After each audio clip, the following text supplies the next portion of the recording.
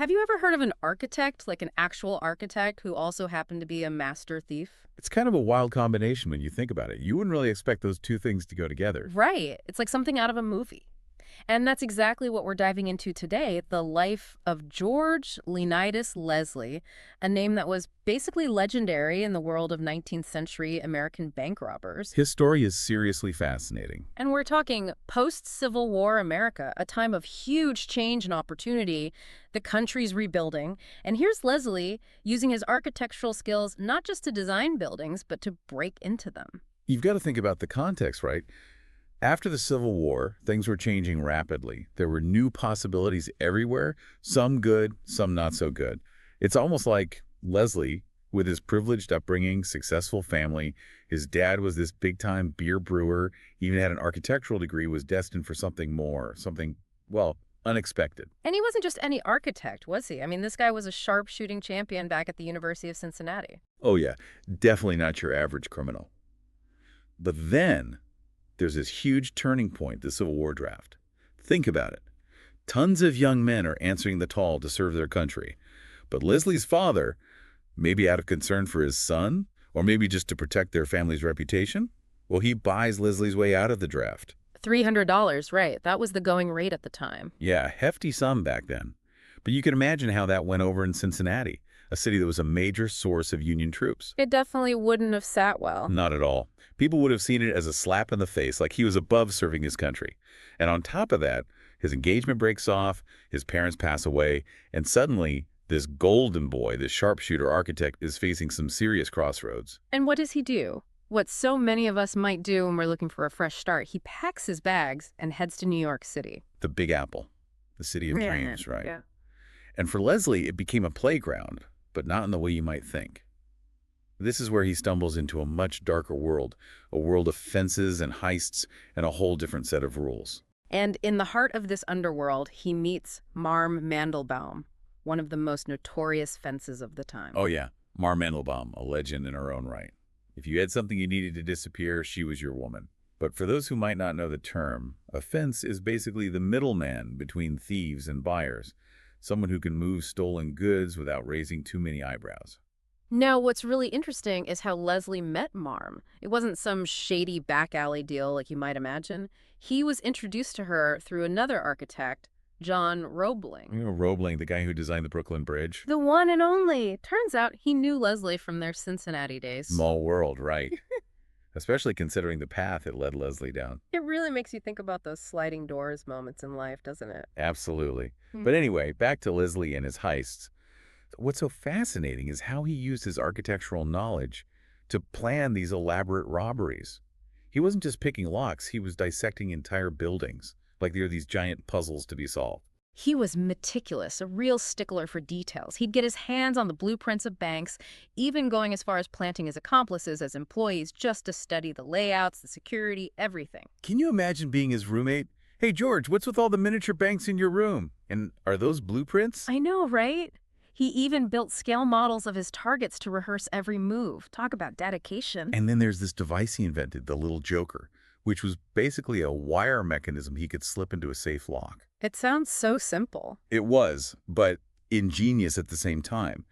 Every time someone used the lock, the tumblers would leave tiny marks on the wire, basically recording the combination. It's mind-blowing, the audacity of this guy. But it all really came together with his first big score, the Urshan National Bank robbery in 1869. Now, that was a heist for the history books.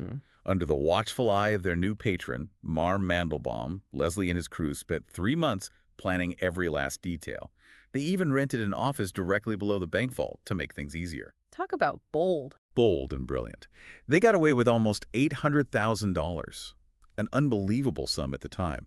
It was the largest bank robbery anyone in New York City had ever seen. They were practically celebrities. Well, not exactly the kind you'd want to brag about. And it almost all came crashing down because of their connection to Marm Mandelbaum. Wait, what happened? Well, a police captain who was a regular at Marm's lavish parties started to get suspicious. He'd seen Leslie around, and something about the whole situation just seemed off. It really is, you get this high society fence, this police captain, and this mastermind architect all rubbing shoulders. A recipe for disaster, you might say. You could say that. But somehow, Leslie managed to slip through the cracks that time. The Ocean National Bank job was just the beginning, though. Oh, yeah, he was just getting warmed up. This heist, it was like a launch pad for a whole string of audacious bank robberies. He became this almost mythical figure, this criminal mastermind who could pull off the impossible. The newspapers loved him. And they weren't shy about giving him a good nickname or two, were they? The king of bank robbers, the architect of crime, you name it, he'd probably been called it. But here's the thing that gets me. In the middle of all this, Leslie's living a seemingly normal life. He even gets married. Yeah, to a woman named Molly Koth. Now, whether she knew about his, shall we say, extracurricular activities is still up for debate. I can't imagine having dinner with the guy, pass the salt, honey, and by the way, I might have just robbed another bank today. It's crazy, right? This double life he was leading. But to me, the Northampton bank robbery, that's where things get really interesting. Because he wasn't even there, right? Exactly. He took a step back, played the role of the mastermind, the puppet master behind the scenes. So how'd that go down? Well, he gets approached by these two guys, Thomas Dunlap and Robert Scott, notorious criminals in their own right. They've got their eyes set on the Northampton Bank. And they need Leslie's expertise to crack it. Exactly. See, Leslie, he wasn't just a skilled architect. He was also a master manipulator. He built this network of informants, had connections everywhere, even inside the banks themselves. He was always one step ahead. Always. And for this heist, he uses this connection he's got with a guy named William Edson, who just happened to work for the company that installed the Northampton Bank's new vault. You've got to be kidding me. Talk about an inside man. Right. It gets better. Edson, he'd actually robbed a few banks himself in his younger days, so, he wasn't exactly a choir boy. Once a bank robber, always a bank robber, I guess. Something like that. Anyway, Edson, he sees an opportunity, so he makes copies of the vault keys and reaches out to Dunlap and Scott. They call themselves the Rufus Gang, and of course Leslie, the brains of the operation. The Rufus Gang, that's a name that doesn't exactly scream subtlety, does it? Not really. They were more the smash and grab type, which, to be honest, didn't sit well with Leslie's whole meticulous planning thing. He was more of a leave no trace kind of guy. Exactly. So while this Rufus Gang is busy making off with a record-breaking $1.6 million, the biggest heist in U.S. history at that point, Leslie's probably at home, sipping tea and shaking his head at their amateurish tactics. But hey, a win's a win, right? Even if it is a little messy. That's what you'd think, wouldn't you? But the thing is, Leslie, he had this reputation to uphold. He didn't like unnecessary risks, and he hated violence. Word on the street is he was furious when he found out that the Rufus Gang had roughed up the bank cashier during the robbery. It's all about keeping it professional, right? Exactly. But the Dexter National Bank robbery, that's where things really started to unravel, even for a pro like Leslie. The Dexter National Bank, or as we're calling it, the main mishap, what exactly went wrong up there? Well, for starters, this is where Leslie's usually flawless planning, it kind of goes out the window. He gets this idea to involve the bank cashier, a guy named James Wilson Barron, who, as it turns out, has a bit of a score to settle with the bank himself. So instead of relying on his usual meticulous methods, he puts his trust in someone with an axe to grind. Seems risky, even for Leslie. Yeah, and it backfires big time. Barron, he starts having second thoughts, gets cold feet, and the whole plan, it just falls apart. What happened? Everything goes sideways. One of Leslie's guys panics, shots are fired, and tragically, Barron is killed. That's awful. Yeah, it really shook Leslie up. Remember, he wasn't into unnecessary violence. This wasn't part of the plan. It was more than just a setback, though, right? It was a turning point. Absolutely. After Dexter, Leslie's whole world, this life he built on logic and precision, it starts to crumble. He's carrying a gun now. Imagine that. The king of bank robbers living in fear. The hunter becomes the hunted. Exactly. He's getting threats from all sides, even from one of his own gang members, a real tough guy named Shang Draper. What? Why Shang Draper? Because, and this is where it gets really messy, Draper's married to Babe, the woman Leslie's having an affair with. Oh, boy.